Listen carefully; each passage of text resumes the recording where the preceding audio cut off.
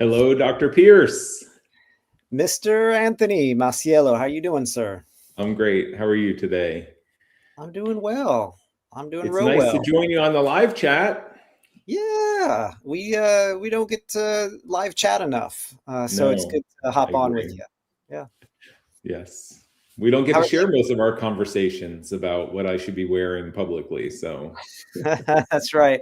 For those people that don't know, I am his private consultant for whether or not he should wear the blue shirt or the purple shirt.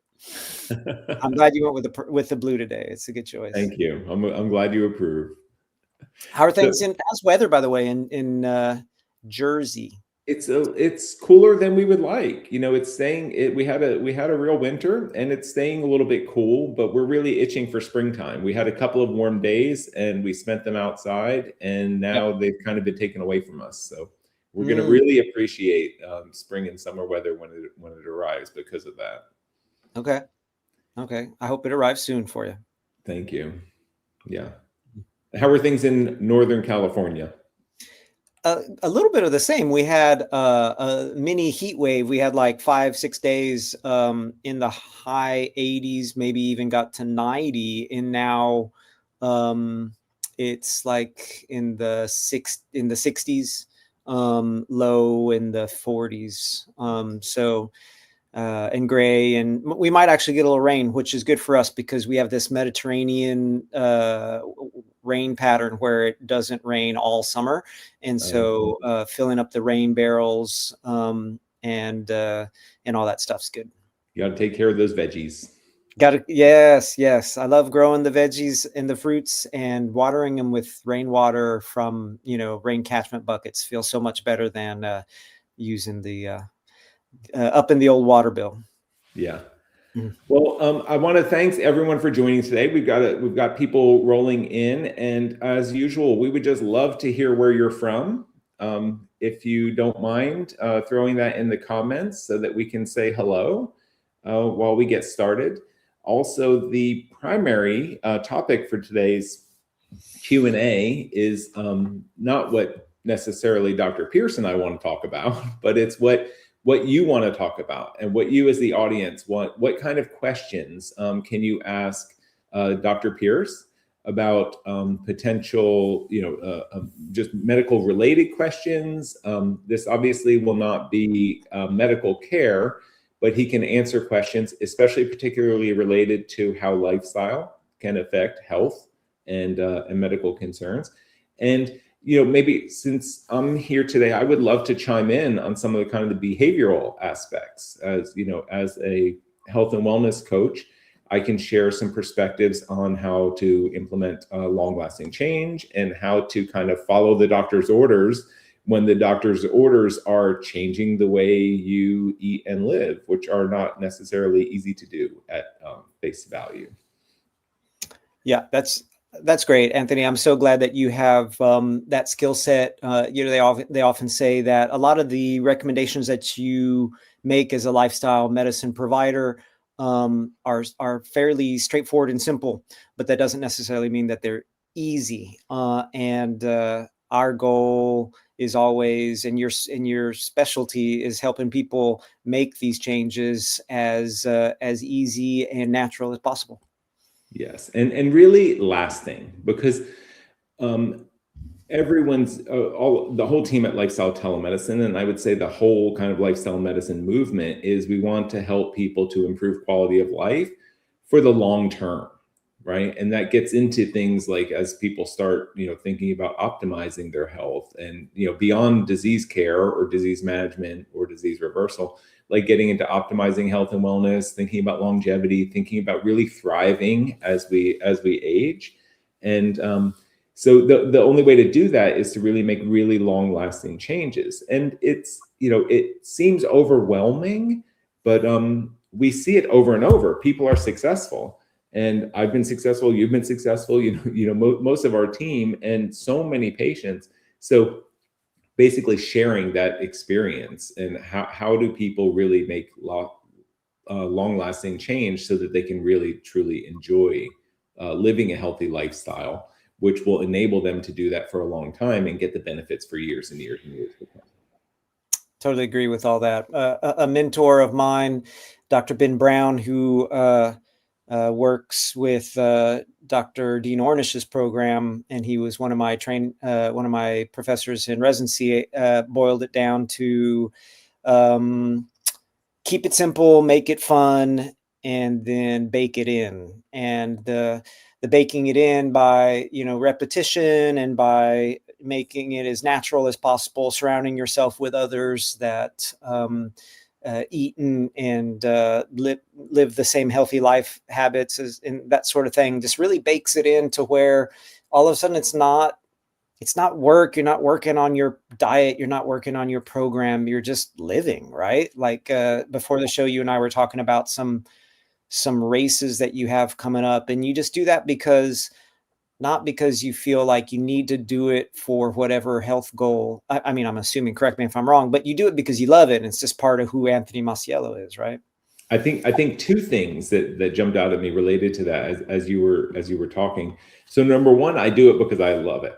And I do love being in the mountains. I do love physically exerting myself. I more love that I can accomplish these things, at 53 years old and enjoy that kind of a life. It does make me feel alive. It gives me something to look forward to. But something else that you just mentioned is the community aspect, and doing it with other people. The real reason I've signed up for both of these races I was mentioning to you is because someone else was doing it and they said, "Hey, they invited me." And it kind of relates back to something that I have kids who are in college right now, and I read parenting stuff and I read advice, and the one thing that just keeps jumping out at me, it says you are the average of the 5 people that you spend the most time with. And when I spend time with people who do these crazy things, like I do crazy things, and a big part of that is because these things feel normal. Like they don't feel unusual because so many other people who I know are doing the exact same thing. Yet I would tell someone who's not kind of in that community, and it sounds absurd. And that to me relates very closely to what we're talking about at Lifestyle Telemedicine, and living a whole food, eating a whole food plant-based diet and living a truly healthy lifestyle, because most of the world is not doing that today. So it's very easy for us to feel unusual. However, when we do these chats and when we have these our wonderful community members here who are participating in asking the questions and sharing, or when you and I have our team meetings with all the other doctors and with Susan, like we feel very normal, right? Like it's not unusual, to live this healthy lifestyle. And I know you've got a potluck community and I've got a potluck community, and we do these things to create these environments where, again, it just helps, but it doesn't help in a kind of a therapeutic or a way that's work. It helps by just making us feel normal, safe, sane, and everything is aligned, peaceful. I guess it's peacefully aligned. I love it. I agree. Yeah. Well, we do have some questions rolling in. I'm going to get to the first one in a minute here, but here we go. We have someone who's having, and I apologize for not saying your name because I never know when people's usernames are their actual names or not. But here we have someone who's having trouble getting their vitamin D levels up, and they're trying a specific brand, Carson's vitamin D drops, and asks if you have any suggestions. All right. Thank you for your question. Vitamin D, let's just, speak generally first. Vitamin D is the sunshine vitamin or the sunshine hormone. And we have evolved so that we are able to make vitamin D with the help of the sun through our skin. And so you don't have to ingest vitamin D. But you do need to get it somehow. And so there are a couple ways I think about it. I like getting things as naturally as possible. And so I'm a fan of being outside. And I think they're not, I think, but there are definitely more benefits than just vitamin D levels for spending time in nature, right? We know from studies that just hearing bird song helps to lower blood pressure. There's research out of Japan about spending time in forests and how our pulse is in a better range, our blood pressure comes down, our mood is better, our so many parameters that are affected by spending time in nature.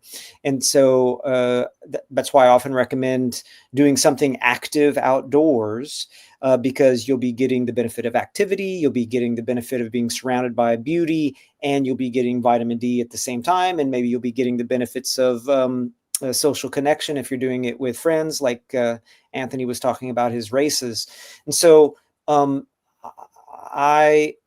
I wonder if the studies that show, people with low vitamin D are at increased risk for early mortality and heart problems and certain cancer problems and things like that. We don't know for sure how much of that is vitamin D and how much of that is just a marker for folks who aren't as active and spending as much time outside. And I mention that in part because the major studies that try to look at this and say, okay, we're going to put people on vitamin D and let's see what happens to these same risks. Do they get better? In general, the studies have been sort of a wash. They haven't shown people seeing vast improvements in these areas when they've been supplementing with vitamin D. So I think it's just more than supplementing.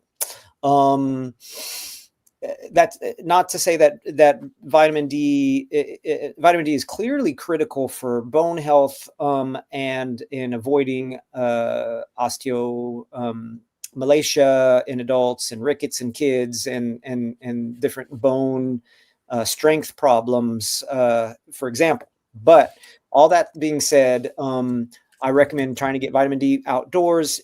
We are most of us on this call, but not all, are fairly far away from the equator. And the further away you get from the equator, the more difficult it is to get the necessary vitamin D from the sun during the winter months. And Dr. Michael Greger's team at nutritionfacts.org have a nice infographic that you can search on their website that shows, okay, where are you located away from the equator? Which months are you likely to be able to get all the vitamin D that you need from the sun? And which months should you consider supplementing? Okay, so there's that. My last thing that I'd say, I guess my last two things I would say recommending vitamin D from the sun is folks with darker skin, with more pigment in their skin, need to spend more time in the sun to get the same amount of vitamin D as somebody with very pale skin. And number two, too much sun, of course, does lead to skin damage and increased risk for skin cancers. And so do particularly try to protect your face with sunblock and hats, because those are the areas, particularly centrally in your face, that are very difficult to say if you did have a skin cancer. There's not a whole lot of skin, and those surgeries are quite difficult as compared to getting a little something on your shoulder. Okay, so all that is about the sun exposure, but for supplementing, which was your main question, I don't know anything about Carson's vitamin D drops. The general recommendation for folks is about 2,000 international units a day for adults. And that will keep most people or that'll keep a lot of people in the normal range.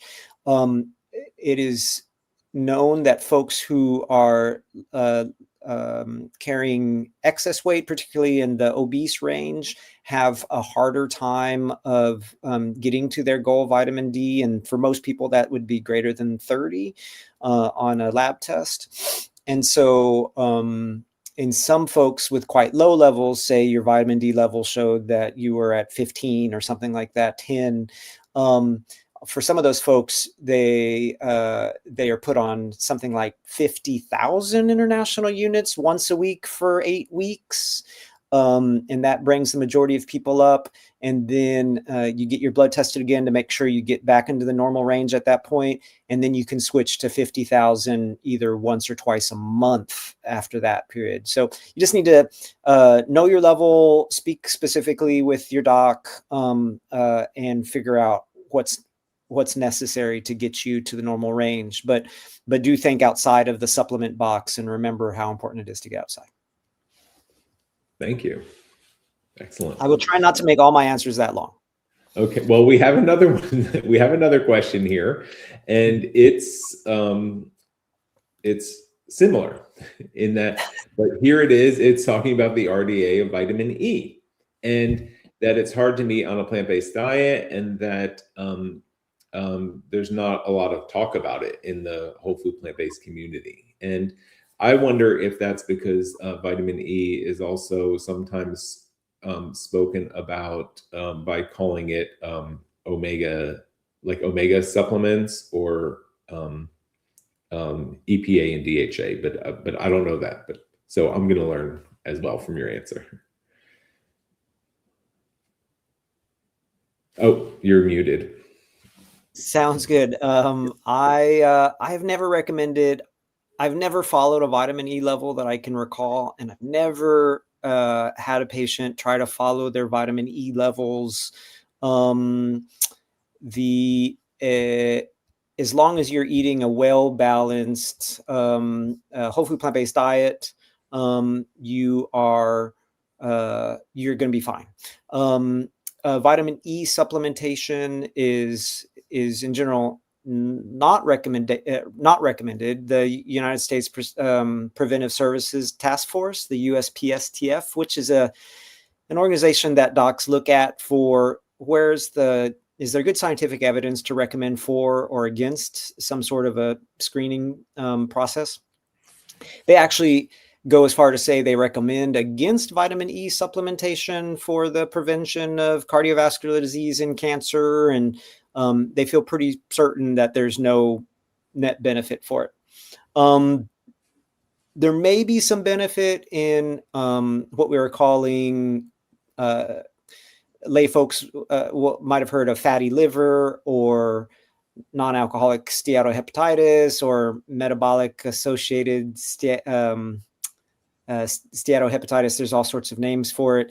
There might be some benefit of making sure you're getting enough vitamin E for when it comes to that. But just think about foods that have high levels of vitamin E naturally, particularly nuts and legumes. And we know that those are quite healthy foods. And when you look at studies, folks who do consume nuts, folks who do consume a lot of legumes, which are your beans, chickpeas, lentils, split peas, that they do have better, they have lower risks of heart disease, cancer, and early mortality. So that's how I look at it. The one interesting caveat with the vitamin E supplementation is when they did a big study looking at, so a meta-analysis, meaning a summary of other studies, they found that high dose vitamin E seemed to maybe even increase risk for early death, what they call all-cause mortality. So an increased risk of prostate cancer, perhaps, increased risk for heart failure, perhaps, at high enough doses, increase risks of like hemorrhagic stroke. And so there are a couple of things to supplement with in eating 100% whole food plant-based diet: vitamin B12 and plus or minus omega fats and things like that. Vitamin E is not one that you have to worry about. Thank you. Should we just keep rolling through questions? We've got a lot here. Let's do it. Okay, here we go.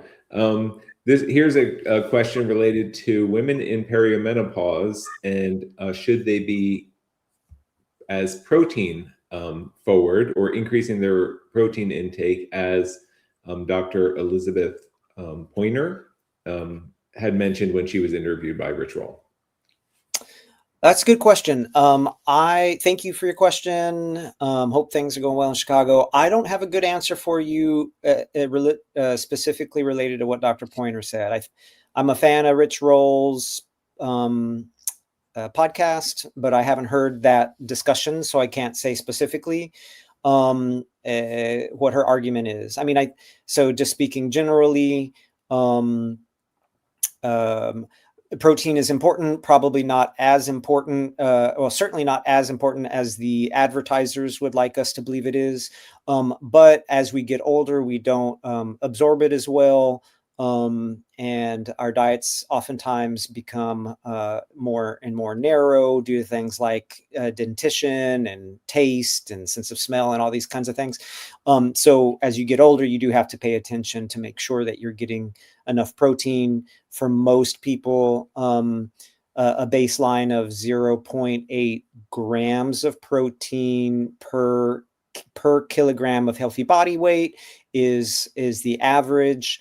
Maybe a little bit higher as we get older. And if you're an intense athlete looking for muscle gain, but I'll try to find that talk by Dr. Pointer, and maybe we can talk about it next time.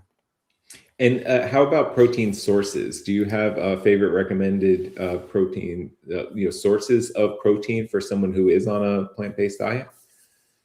Well, there's raw beef, and no, just kidding. I joke because so many folks still think that the only source of protein out there is animal meat, but of course, you folks who are eating a healthy, well-balanced, whole food plant-based diet get all the protein and more than they need, as long as you're getting enough calories, and especially if you incorporate anything from the legume family. Like we mentioned earlier when we were talking about vitamin E, legumes are just one of the best foods on the planet. So high in so many things and that are important, and low in harming substances, like low in fat, high in fiber, high in protein.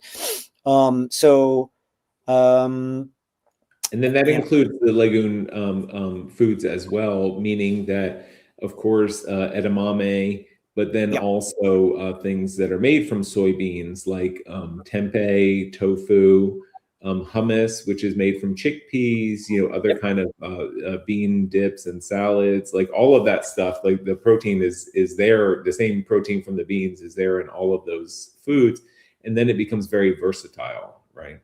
Yes. Yeah. It's even though I could eat pinto beans every day. And some of that is because I'm of Mexican descent and I just grew up eating them and I love them. But there's so many ways to mix it up, right? You can have a tofu.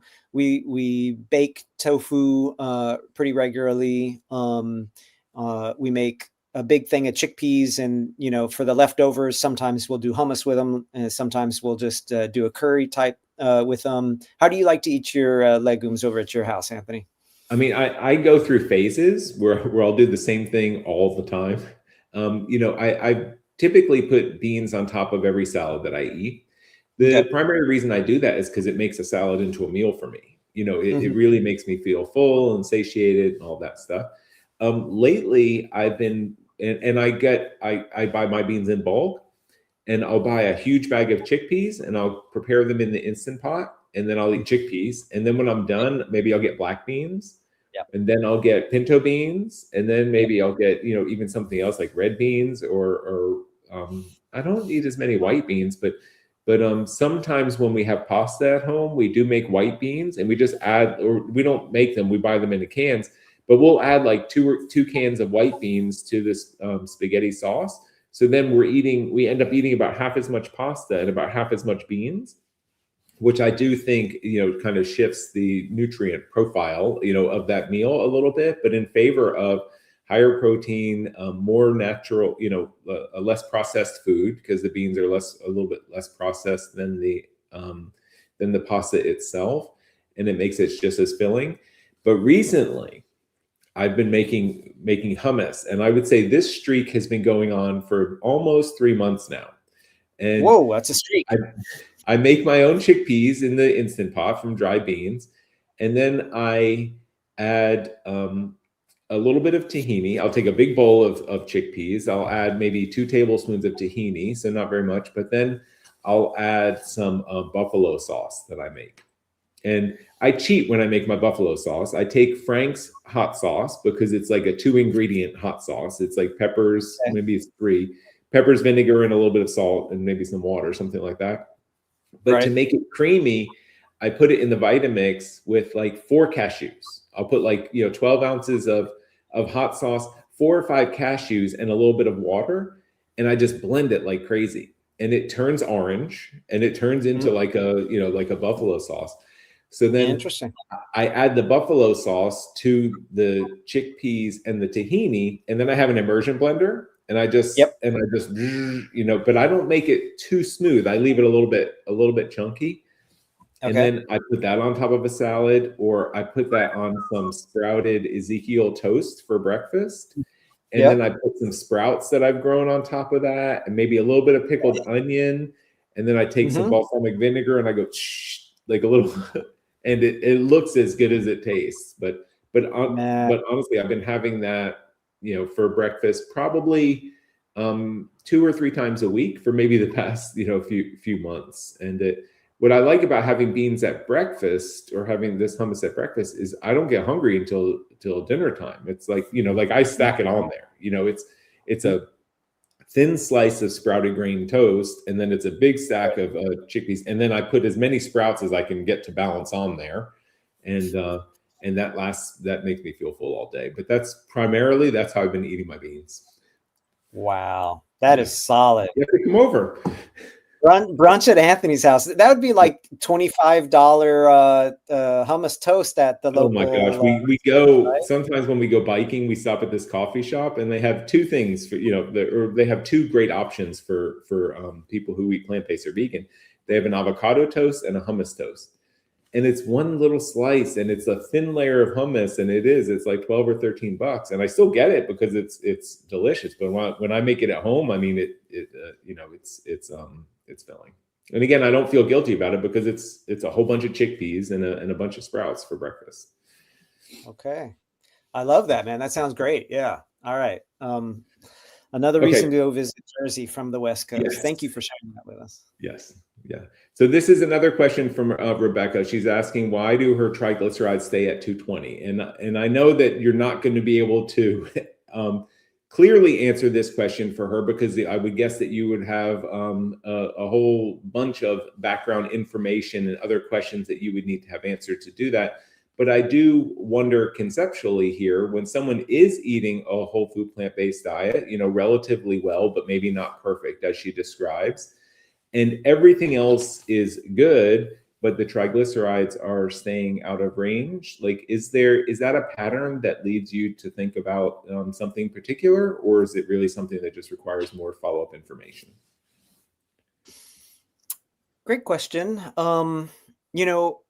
Triglycerides are one of the types of fat that show up when you get a basic lipid panel, right? So it's usually your total cholesterol, your good cholesterol, or the HDL, the bad cholesterol, or also known as LDL, and triglycerides. Those are the main components. Sometimes you see some ratios in there of different things. And what tracks really well with heart disease is the LDL cholesterol, or the bad cholesterol. There's also another category that's in that same test called non-HDL cholesterol. And that's basically all the different particles, including LDL, which stands for low density lipoprotein, the very low and medium. There's so all the different types that are not HDL. That's another thing that'll show up. And those two track very well with your risk for heart disease. So LDL and non-HDL. Okay. Triglycerides can track with heart disease, but they're not as I don't worry about them as much. I don't concentrate on them as much as compared to the LDL. So if you have a grade LDL, if I had a patient with a grade LDL, particularly in the well, at least less than 100, preferably in the 50-ish range, to get into a very good range there. I would be quite happy with their risk for future heart disease. There are other things that we would check, lipoprotein little a, perhaps, cardiac inflammation, et cetera, et cetera. It's more than just a number. But if triglycerides is the only thing, everything else is rocking, then I don't worry too much about it. Very high triglycerides, usually more in the 1,000 and above range. It can happen in the 500 and above, but it's usually in the 1,000 or above. Can actually cause an acute bout of pancreatitis, where the pancreas, the organ sitting behind your stomach, gets inflamed and causes really bad abdominal pain, nausea, vomiting. You can't eat, etc. But a triglyceride level of 220 wouldn't do that. What raises triglycerides? There are a couple things that I think of. Number one is processed foods. So I would look at how much processed food somebody is taking in, whether it is plant-based processed food like an Impossible Burger or Beyond Meat, or processed, or sweets like things with high fructose corn syrup and things. So, whatever, Cokes and other sweets like that. So anything processed, that would be one thing. Number two, I would look at the fiber content, because really fiber rich foods, again, coming back to beans, we should make this the bean episode, but coming back to beans, for example, super high fiber and all these other plant-based foods that are whole or close to whole, high in fiber, and that helps with triglycerides. So if somebody's triglycerides are high, I go through their diet with a fine-tooth comb to see what we're looking at as far as fiber content. And then exercise does play a role as well, and weight gain. And so for the exercise, for somebody who has mobility issues, then you're working with your provider, and sometimes an exercise therapist or physical therapist, to find out, well, what can you do that is a good way to exercise. So if Dr. Kim Scheuer, one of our good friends and colleagues who's on this call, she might be, wherever she is right now, she might be doing soleus push-ups, because she's the queen of these, and getting her patients to do that. And I'm doing them right now. Soleus push-ups are basically feet while you're seated, feet planted on the floor, push up with, push with the balls of your feet, raising your heels where you get that squeeze in your calves, hold it for a second or two, and then bring them down and repeat. And you can do that for hours. And it's, there's something special about that soleus muscle, which is part of the calf muscle, that really helps with like sugar uptake. That's probably the main reason that we recommend them. It helps folks keep their sugars down. And so I just bring that up as a form of exercise that's not very hard for most people to do, and you can do it seated. But of course, there's chair aerobics and water aerobics and things that don't have to quote unquote be exercise, or don't have to be vigorous exercise, but still help. So I would, with my patient, I would work with them on that, and if necessary, refer somewhere else. And then the last thing was getting down to your ideal weight. And the good news, especially for folks with mobility issues, weight loss is more directed by what we eat and when we eat than how much we exercise. Exercise can certainly help with weight loss and and with weight maintenance, but much more effective is what we eat. And so for folks who are looking to lose weight, I talk to them so much more about diet than I do about exercise. Calorically dense foods that have a whole lot of calories per volume tend to be the enemy. So oils, higher fat foods, but nutritionally rich and calorically sparse foods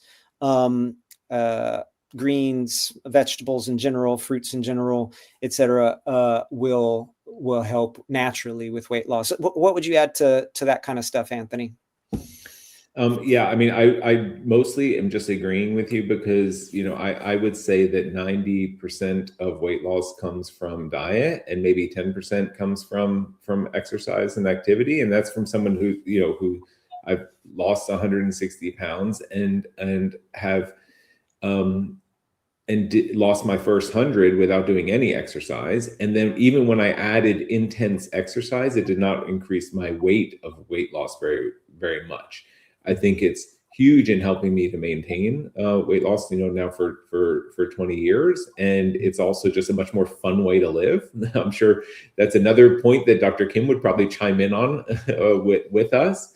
But again, getting the diet right is a tremendous help. And for me, it opened the door to be able to exercise because it did help me with all of my mobility and my aches and my pains and just not having to carry around so much weight made it much easier for me to enjoy exercise, not just do exercise like it's a chore, but to actually enjoy myself doing it, which is what, kind of keeps me going. Right on. I appreciate that. And congratulations for Thank doing you. all that you've done. I was smiling in part while you were talking because Dr. Scheuer posted that she was doing Spider-Man push-ups right now. So I take it back. She wasn't doing Solis push-ups, but she does recommend doing Solis push-ups. Show off. Yeah. we love Dr. Scheuer for that. I mean, talk about role model. It's fantastic. Yes, I would love to. I wouldn't do a Spider-Man push-up challenge with her because I know who would win, and she's probably 15 years older than me too. I would absolutely take her up on that challenge, but I have no expectation that I would even be able to survive. I know that she would win, but I would love to help confirm that for her. That sounds just like what you would do. I agree. She adds, and this is a good point that I totally forgot. She said she would say, yeah, you saw that, avoiding alcohol for high triglycerides, and getting the diet right to help. Yeah. So alcohol, if particularly high alcohol intake, it might be moderate to high as well, will raise triglycerides. Your triglycerides probably won't change if you have one drink a month and then stop that. You probably won't notice it. But if you're a daily drinker, you will probably see your triglycerides come down. Thank you, Dr. Kim. Thank you, Kim. I just have to invite Christina over for some hummus toast. Christina, if you're still tuned in, please add a comment, let me know, or send me a Facebook Messenger or a message or something, and we can make that happen. In the meantime, I am not familiar. I do not know what PPI medications are, but I'm very interested in your thoughts on her question. If you recommend an alternative to PPI medications, again, so just with the disclaimer that you can't provide medical care or treatment right. in the form. Right, but just to clarify your last comment, because she says hi from New Jersey and you're a big Jersey, you live in Jersey, you're going to see if she wants to come to the potluck and try some of your world famous hummus. Yes, for sure. And that goes for anyone else who's in New Jersey too. If you comment New Jersey, I will send you the link and hopefully you can join me. We have one coming up this Saturday. And yes, it's awesome. A fun group to get together with. Yeah. Okay, that's awesome. She just responded. She said, yes, she will. Okay. So proton pump inhibitors. I think Anthony used to manufacture these in a previous job, but they are big time sellers. They're big time popular medications. Probably, I can't remember, but probably in the top 3 of most commonly used medications, at least at one point, along with statins. But PPIs are one of the 2 main classes of medicines to help people with acid reflux, gastroesophageal reflux disease, heartburn, all that kind of stuff. The other being H2 blockers, which basically these are 2 different sorts of medicines that act on different parts of the acid producing cells in the stomach to help people with heartburn. So PPIs can be helpful. It can certainly be helpful in the short run. The problem is that it's quite easy to get on a medication like this and then just stay on it for the next, 3 decades. And then you're like, oh, wow, I've been using this medicine forever. And do I need it? And are there risks for long-term use and all that stuff? So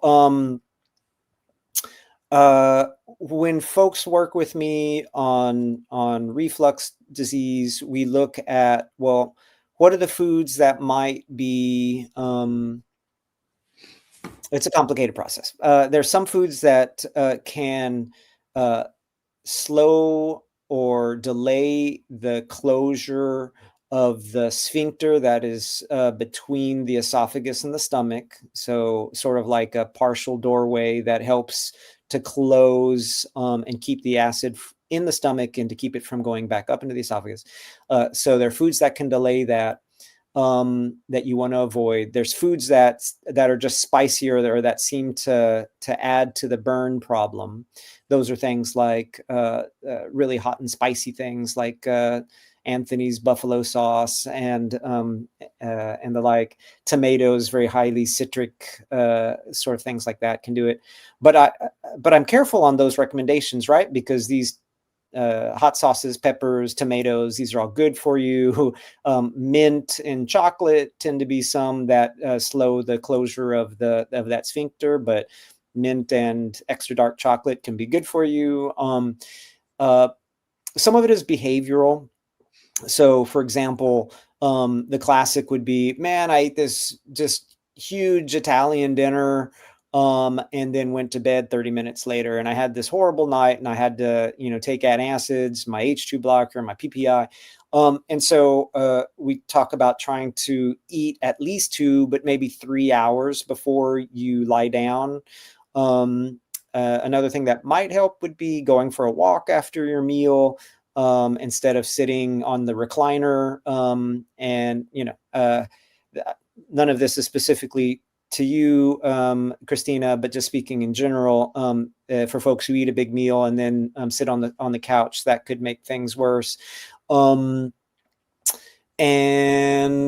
then sometimes a surgery is necessary, especially if you've had, for the folks that have long-term heartburn, long-term gastroesophageal reflux disease, they get a upper endoscopy by the gastroenterologist, and they see what's called Barrett's esophagus, or changes to the cellular lining of the esophagus that is precancerous, and that is quite important to know if you have. And those folks need to be on a strong medicine like PPI, and then may benefit from a fancy surgery called a fundoplication, where you sort of wrap the stomach around the esophagus in a way that creates a better closure, a better angle, and a better closure of that junction between the esophagus and the stomach, so that the acid and food stays where it belongs. Yeah, those are some of the big ones right there. But I don't think of necessarily like a supplement that you would be on to replace the PPI. It's mostly behavioral changes. And if I think of anything else, I'll throw it in there too. Thank you. We did have another question about triglycerides, but I'm sure that you addressed that when we spoke earlier. So then we have another question here on the effect of sugar for cardiac health.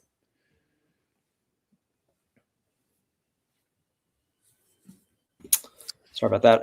Okay, so sugar on cardiac health, I think, could play a role in the form of the triglycerides, like we were talking about, the refined sugars, high fructose corn syrup, and the raising triglycerides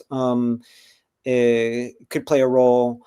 The connection to cardiac health is much stronger with cholesterol.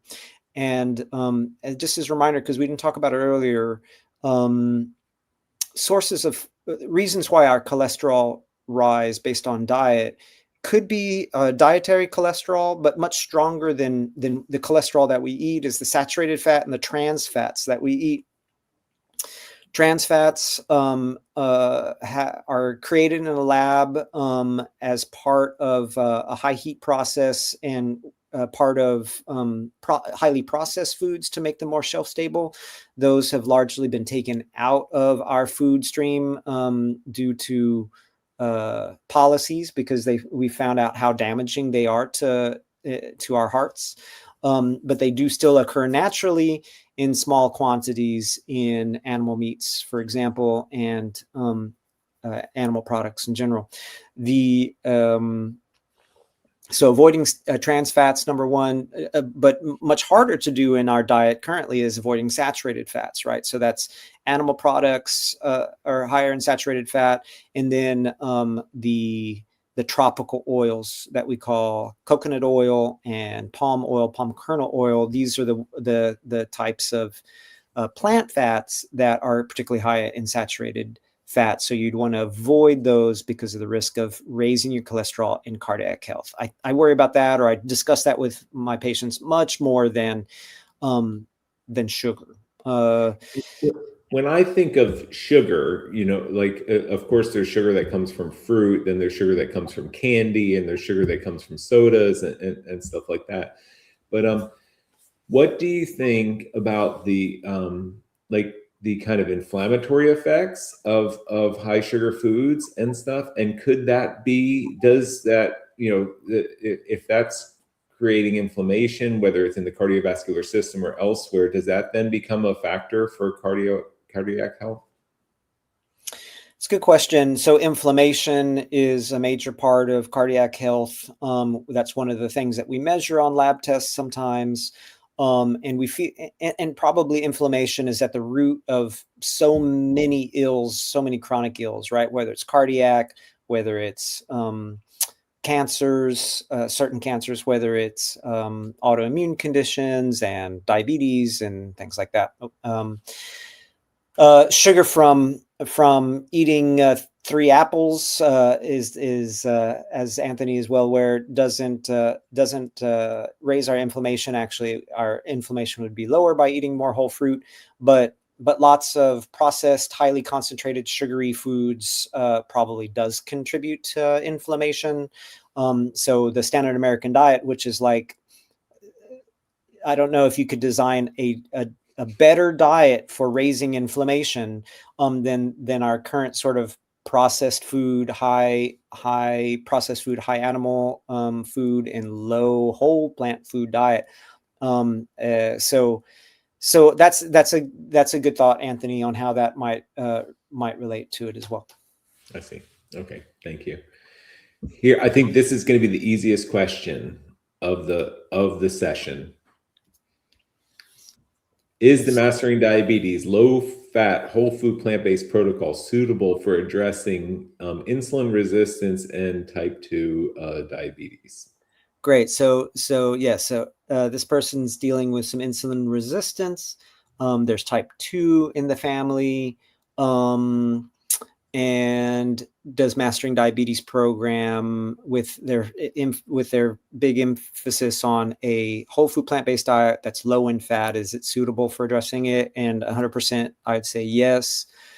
We're big fans of what they have created and friends with them, and love referring patients back and forth. I talk with, this is the model that it's also, it's shown in the literature. Mastering Diabetes has done a good job of breaking it down into short bites that are easily understood and digestible, both on their blog, on their podcast, YouTube videos, all that kind of stuff, their book. Dr. Neil Barnard at Physicians Committee for Responsible Medicine has also done a great job in his writings and podcasts and stuff talking about this model. Basically, it sounds like J-Az is well aware of this, but for folks who aren't, while much of diabetes discussion in a brief encounter with your healthcare provider is about limiting sugar, the true problem at the base of diabetes is insulin resistance. And so insulin resistance is driven by dietary fats, particularly how those dietary fats affect the insulin pathway in our muscle cells and our liver cells. Insulin is necessary for bringing our blood sugar into our cells, where it is used as fuel, very, very important fuel. But if there's too much buildup of fat in these cells, that whole insulin process is messed up, sort of like a lock getting gummed up and the key doesn't work anymore to bring insulin into the house. And so when I was in medical training, we never, ever talked about people with type 2 diabetes reversing their illness and getting off of their medications. But now, thanks in part to approaches that the Mastering Diabetes folks use, you just see it all the time. People with prediabetes, type 2 diabetes, reversing their illnesses and saying that they're in remission or they're cured, or however you want to phrase it. And so, big fan of that. Good luck. Check them out. They do wonderful coaching. And then for folks who need medical care, specifically speaking with a doc, we're also happy to work along with you. Thank you. Yeah. Also, I'll just add their book is fantastic as well, and their book is really what helped me to really understand, kind of, being a non-medical professional, but helped me to understand what's going on behind the scenes with diabetes and insulin resistance, and it was eye-opening for me. So it's another way to get started with the Mastering Diabetes method. I think you addressed this one about vitamin D. There's this question of uric acid. How do you naturally rid the body of extra, or I'm assuming that means excess, uric acid?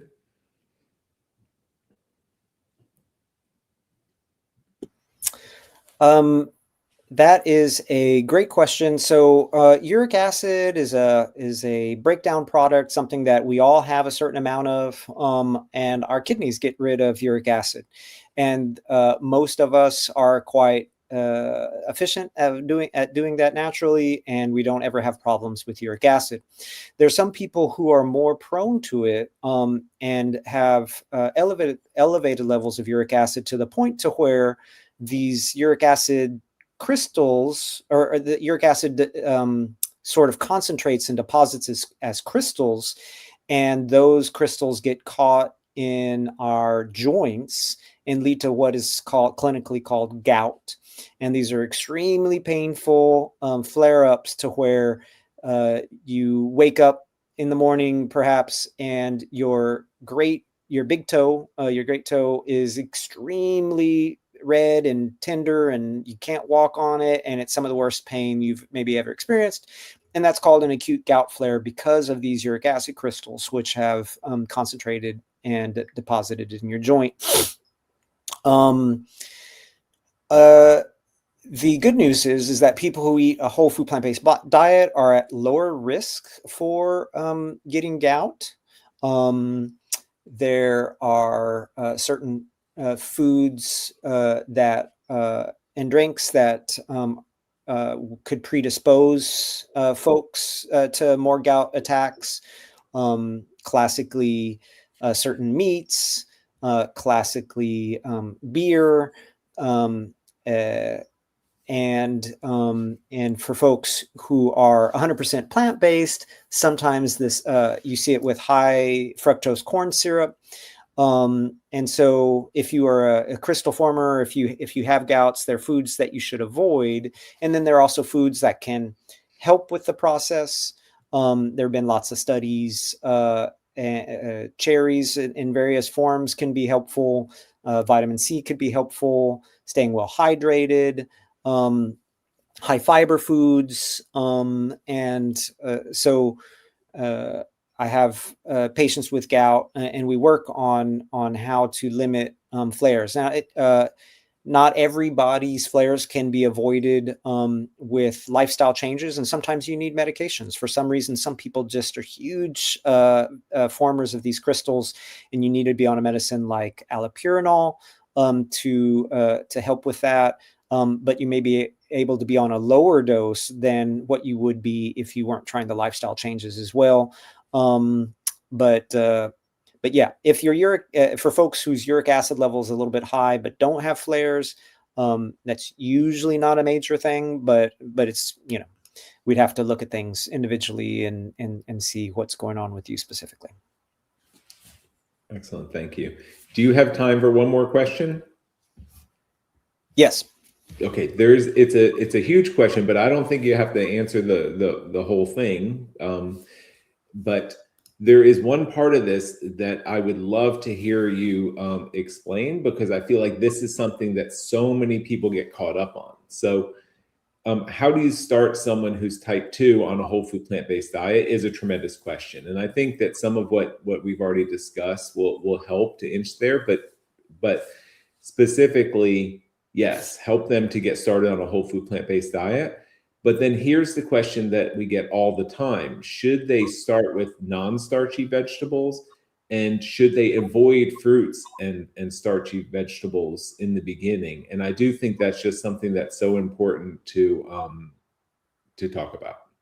Yeah, that's a great question. And so thank you, Rosie. And so when you're working with somebody with type 2, how do you get started with type 2 diabetes? How do you get started? Because one, you have if you just start on day one eating 5 mangoes and a pineapple and 10 bananas, like Robbie at Mastering Diabetes probably eats on a regular basis, you'll see your sugar go way up, and you'll think that these folks are nuts and they're recommending the wrong thing, or perhaps it's just not going to work for you or your family member. So you definitely need buy-in and trust and kind of a heads up that, hey, you might see some values go up initially as you make some changes. And particularly because the changes, the way to the way to put your diabetes in remission with this low fat, high complex carbohydrate diet is just counter to all of the dietary advice, or a lot of the dietary advice that most folks have received in a typical doctor's office or provider's office. So, because most of the time is, if you need a snack, choose something that's low in carbs. So, have some cheese, have some yogurt, some cottage, have some nuts. And it's this focus on foods that don't have any carbs. Well,